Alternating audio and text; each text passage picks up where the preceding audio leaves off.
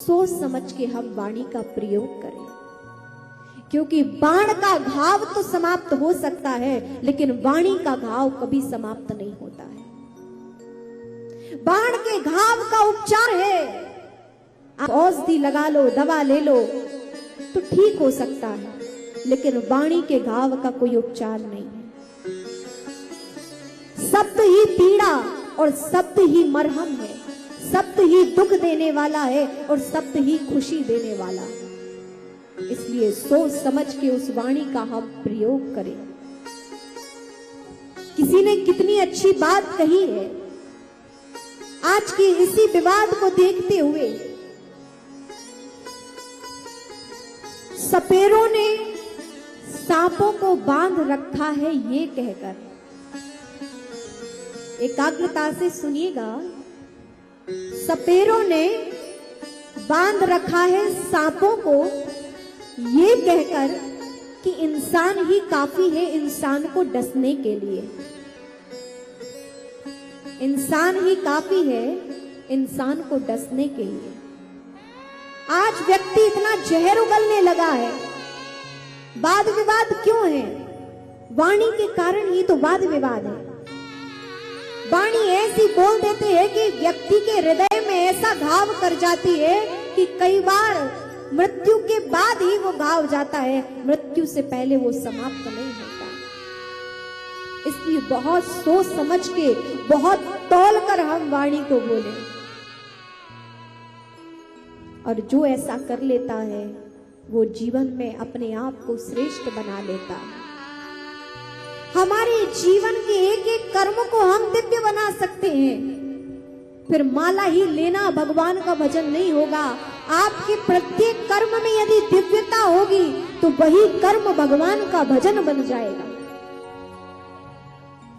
मन की तरंग मार लो बस हो गया भजन, मन की तरंग मार लो बस हो गया भजन, ये आदत बुरी सुधार लो बस हो गया भजन, ये आदत बुरी सुधार लो बस हो गया भजन, वाणी का स्वर संभाल लो बस हो गया भजन, वाणी स्वर संभाल लो बस हो गया भजन, वाणी का स्वर संभाल लो बस हो गया भजन, वाणी का स्वर संभाल लो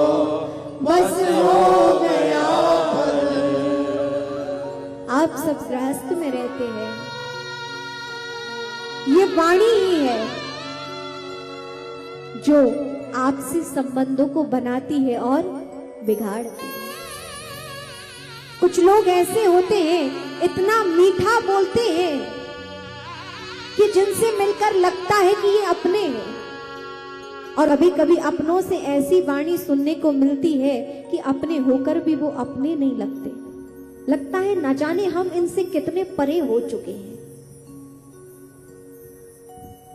इसीलिए हम अपने शब्दों को बहुत तौलकर बोलें। ये शब्द करते क्या है?